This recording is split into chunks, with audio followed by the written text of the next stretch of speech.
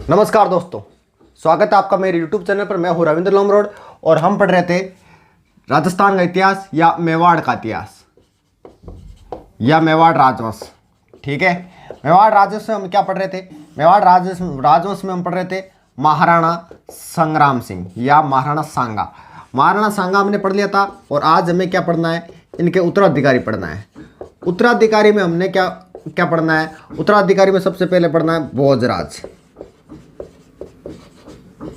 Number 2 Bhojraj के बाद में रतन सिंह। ये रतन सिंह सेकंड है। प्रथम जो गोयल वंश में हुआ था, जो पद्मिनी का क्या था? पति था। नंबर 3 विक्रमादित्य और नंबर 4 उदय सिंह। और उदय सिंह का पुत्र कौन था? प्रताप। सांगा का क्या हो गया? ये पोता हो गया। भोजराज इतिहास में क्यों फेमस है? ये राणा नहीं बने थे, लेकिन फिर भी इसकी एक बात है जिसके कारण इसको हमको इतिहास में इसको पढ़ना पड़ता है। क्या ये क्या था? मीरा का पति था। मीरा कौन से वंश से थी? राठौड़ वंश से। मीरा के दादोजी का नाम रावदूदा था और इनके पिता का नाम क्या था? रतन सिंह था, जो महाराणा संग्राम सिंह के साथ में खानवा युद्ध में थे और वहीं पर ये क्या हो गए? मारे गए थे। एक बार किसी ने मजाक में कहा था भोजराज से कि मीरा तेरी नहीं है, वो तो किसी और से प्यार करती है। तो भोजराज ने कहा कि हाँ, मीरा मुझसे प्रेम नहीं करती है और मैं मीरा से बहुत प्रेम करता हूँ। मीरा मुझसे नहीं किसी और से प्रेम करती है, लेकिन मैं मीरा से प्रेम करता हूँ। लेकिन मोहब्बत में मेरी लड़ाई ऐसे वैसे व्यक्ति से नहीं है। मोहब्बत में मेरी लड़ाई उस व्यक्ति से है। मोहब्बत में मेरी लड़ाई गीता में ज्ञान के भंडार से है। मोहब्बत में मेरी लड़ाई कुरुक्षेत्र के रण छोड़दास से है। मोहब्बत में मेरी लड़ाई इतने बड़े व्यक्ति से है। क्या हुआ अगर मैं हार भी गया, लेकिन इतिहास में मैं अमर हो जाऊंगा। ये भागवत कथा की बातें हैं। एक बार राधा ने कहा था कृष्ण से कि मोहब्बत तो हमसे, शादी किसी और से, प्रेम तो हमसे, शादी रुक्मिणी से। तो भगवान कृष्ण ने कहा, हंस के कहा, शादी के लिए कम से कम 2 इंसान चाहिए, हम तो एक ही हैं। काम की बात ही काम की बात है, ये ज़्यादा काम की बात को नहीं। तो भोजराज किस लिए फेमस है? मीरा का पति होने के कारण। मीरा कौन से वंश से थी? राठौड़ वंश से थी। ठीक है, लेकिन टोड क्या कहता है? ये टोड बोलवंश मीरा को कुंभा की पत्नी बता दिया। और बताते हैं कि मीरा बाद में गुजरात के रणछोड़ मंदिर में विलीन हो गई थी। और उसका पता कैसे चला था? उसका पता इसलिए चला था क्योंकि जो वहाँ पर भगवान कृष्ण की मूर्ति थी उसमें से साड़ी का पल्लू बाहर था, इसलिए वहाँ से पता चला था। उसके बाद शासक कौन बनेगा? रतन सिंह बनेगा। रतन सिंह ज़्यादा शासन नहीं कर पाया था। ये शासनकाल 1528 से 1531 इतना इनका शासनकाल है। इसमें बताया गया है कि बूंदी के अरिया उत्सव में शिकार के दौरान इसकी क्या हो गई? मृत्यु हो गई। किसने की थी? सूरजमल हाड़ा ने इसको मार दिया था। किसने? सूरजमल हाड़ा ने। किसमें? अरिया उत्सव में। उसके बाद कौन बचा? रतन सिंह और उदय सिंह, विक्रमादित्य और उदय सिंह।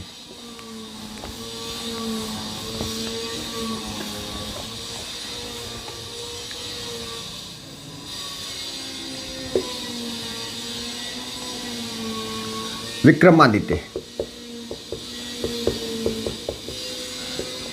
और भारत की राजगद्दी पर कौन है? हुमायूं। सबने बेरो है वो एक कार्टून ही है। कार्टून क्या है?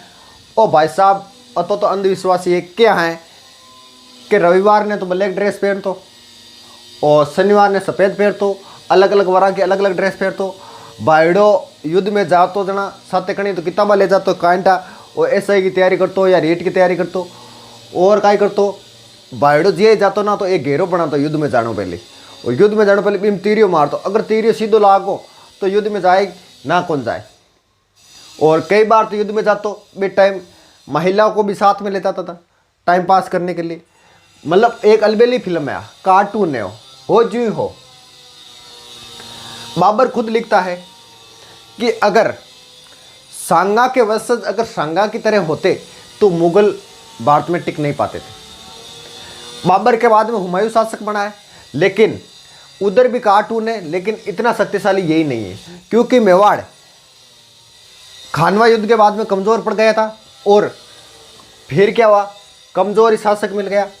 और राजगारी कौन संभाल रही है, राजगारी संभाल रही है कर्मावती, राजमाता कर्मावती। क्योंकि राजमाता क्यों बोला था, क्योंकि ये सांगा की पत्नी थी और सांगा की क्या हो गई थी, मृत्यु हो गई थी। शासक बना विक्रमादित्य, कब बना, 1531 से 36। शासनकाल याद करो तो कर लेना, नहीं तो कोई जरूरी नहीं है, लेकिन महाराणा सांगा का शासनकाल याद कर लेना, ठीक है। इधर कौन है, बहादुर शाह। वो बड़ो खतरनाक आदमी है। इसने सोचा कि मेवाड़ तो कमज़ोर है ही, और हुमायूं भी बावड़ी त्रेड़ी है। कार्टून ही एक तरह की फिल्म ही है। बहादुर शाह इसका क्या उठाएगा, फायदा उठाएगा। कैसे उठाएगा, कर्मावती कहाँ की है, ये बूंदी की है। यानी विक्रमादित्य का क्या हो गया, नलियाल कहाँ हो गया, बूंदी हो गया। बहादुर शाह ने 1534 पर कहाँ पर आक्रमण कर दिया, चित्तौड़ पर आक्रमण कर दिया। लेकिन उस समय कर्मावती ने क्या किया, कर्मावती ने जेवरात वगैरह देके, पैसा वैसा देके, और इतना मजबूत नहीं था लड़ाई करने, क्योंकि ये भी अयोग्य शासक था, और बाकी सरदार भी इनका साथ नहीं दे रहे थे। क्योंकि विक्रमादित्य क्या करता था, मल रखता था दरबार में, और सरदारों की बेइज्जती किया करता था, इसलिए सरदार इसका साथ नहीं दिया करते थे। तो कर्मावती ने इसको पैसे वैसे देके, जेवरात देके, रणथंभौर की जागीर देके इसको बहादुर शाह को भेज दिया, वापस भेज दिया। फिर इसने क्या किया, इसने हुमायूं का एक व्यक्ति था जो जिसने विद्रोह कर दिया था हुमायूं के खिलाफ। कौन, मोहम्मद जमान कौन था, ये हुमायूं के खिलाफ विद्रोह कर दिया था। और इसने, और ये भागकर कहाँ आ गया था, बहादुर शाह के पास आ गया था। तो हुमायूं ने सोचा कि क्यों ना इस पर आक्रमण कर दिया जाए। तो बहादुर शाह ने सोचा कि उससे आने से पहले मैं किस पर अधिकार कर लूँ, चित्तौड़ पर अधिकार कर लूँ, और मेरी सैन्य शक्ति क्या कर लूँ, मजबूत कर लूँ। ये किसने सोचा था, ये सोचा था हुमायूं ने। क्यों, क्योंकि सैन्य शक्ति क्या कर रहा था, ये मजबूत कर रहा था। ये बात कब की, पहला आक्रमण प्रथम बार कब आया था, 1534 में, और सेकंड बार कब आएगा, 1535 में। शासनकाल कौन संभाल रही है, कर्मावती संभाल रही है। तो बहादुर शाह ने फिर से आक्रमण किया, और इसने सैनिक शक्ति से मजबूत करनी चाहिए। और उधर से कौन चल पड़ा है, हुमायूं चल पड़ा है। लेकिन और हुमायूं को इधर से राखी किसने भेज दी, क्योंकि कर्मावती बहुत चतुराई से काम ले रही है। इधर से राखी विक्रमादित्य की माता कर्मावती ने राखी भेजी किसको, हुमायूं को भेजी, कि भाई आ हमारी मदद कर, इधर से बहादुर शाह मेरे पर आक्रमण कर रहा है। तो कर्मावती या विक्रमादित्य बोल दो, इनका दुश्मन और हुमायूं का दुश्मन एक ही है। ये वैसे भी यहाँ आ रहा है, तो दोनों काम साथ में हो जाएंगे। लेकिन भाई साहब मैं थाने बताया कि ये तो बे सिरकुड़ा है। बहादुर शाह ने आक्रमण तो कर दिया, लेकिन बहादुर शाह एक दूत को भेजा यहाँ से। दूत को भेजा किसके पास, हुमायूं के पास। हुमायूं कहाँ पहुँच गया, ग्वालियर में। ग्वालियर में पहुँच गया, और बहादुर शाह ने कहा कि भाई जी किस जा रही हो। तो हुमायूं ने कहा कि मैं तो तेरे पे युद्ध करने के लिए आ रहा हूँ। तो इसने कहा कि तू बावड़ा है क्या, मैं तो जिहाद करने के लिए जा रहा हूँ, यानी मैं तो इस्लाम का प्रचार करने के लिए जा रहा हूँ, और तू मेरे खिलाफ क्या आएगा, हम दोनों का तो खून एक ही है। तो ये क्या हो गया, यही रुक गया। कौन, हुमायूं। कहाँ, ग्वालियर। पीछे इसने से क्या कर दिया, आक्रमण कर दिया यहाँ पर। और यहाँ पर कौन थी, कर्मावती। कर्मावती ने विक्रमादित्य, और यहाँ पर कौन थे, उदय सिंह। इन दोनों को काम भेज दिया, ननियाल भेज दिया। और उससे पहले कर्मावती ये काम करेगी, क्या करेगी, सरदारों जितने भी सरदार थे उनके पास चिट्ठी भेजेगी कि हाँ मैं मानती हूँ कि मेरा शासक अयोग्य है, ठीक है। यहाँ का शासक ये हो गया, लेकिन है तो संगा के वसंत जी, आप मेरी सहायता करो। तो सारे सरदार धीरे धीरे इकट्ठा हुए और यहाँ का जो नेतृत्व है वो संभाला था देवलिया के बाघ सिंह ने, देवलिया के बाघ सिंह ने। और यहाँ पर बाघ सिंह के नेतृत्व में क्या हुआ था, कैसे हुआ था, और बताते हैं कि यहाँ पर 32,000 राजपूत मारे गए थे और 13,000 रानियों ने जौहर किया था। सबसे बड़ा शाखा है, ठीक है, यानी मार्च 1535 में ये क्या हो गया, शाखा पूर्ण हो गया। और सबसे अधिक महिला ने जौहर किया।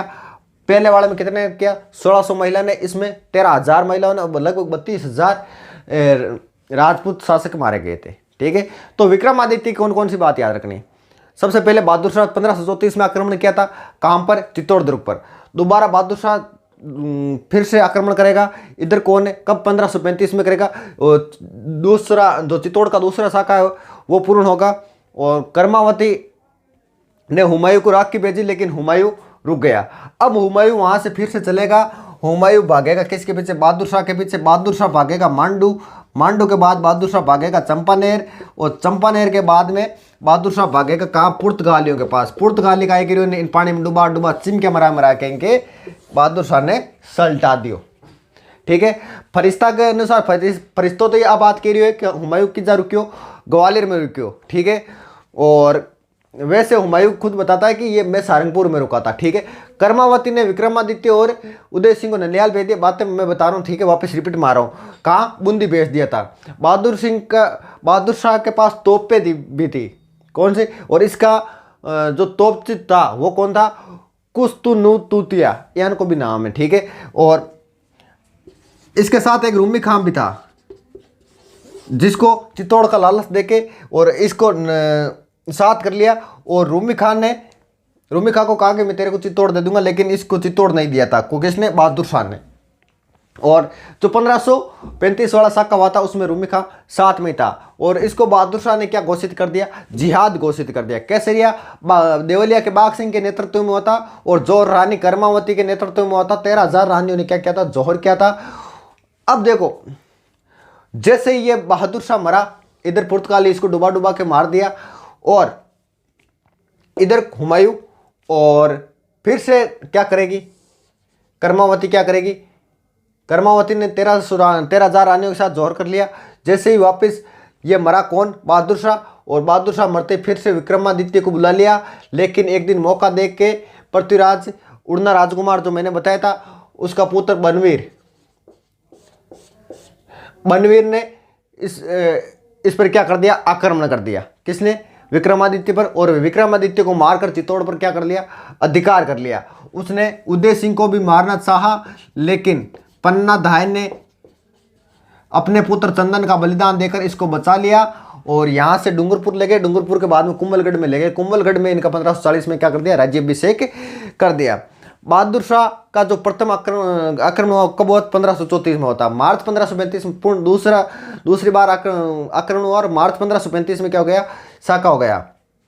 पहली बार में तो बहादुर शाह को रणथंभौर दे के निकाल दिया था कर्मावती ने।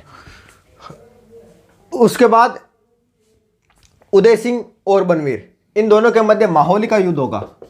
किसका, माहौली का। कब होगा, 1540 में। 1540 में युद्ध होगा। बनवीर को किसने मार दिया, उदय सिंह ने मार दिया बनवीर को। और बताते, कोई तो बताते कि बनवीर यहाँ से भाग गया था, और कोई बताते हैं कि यहाँ से, मतलब कोई स्रोत नहीं मिलते हैं कि ये जिंदा बचा था या मर गए थे। यानी बनवीर यहाँ से भाग गया था, और उदय सिंह का अधिकार कहाँ पर हो गया था, चित्तौड़ दुर्ग पर हो गया था। कब हुआ था, 1540 ईस्वी में। अब उदय सिंह बचा। उदय सिंह 1534 से 1572 तक इनका शासनकाल है। पन्नादाय ने अपने पुत्र चंदन का बलिदान देकर उदय सिंह को देवलिया ले गए थे।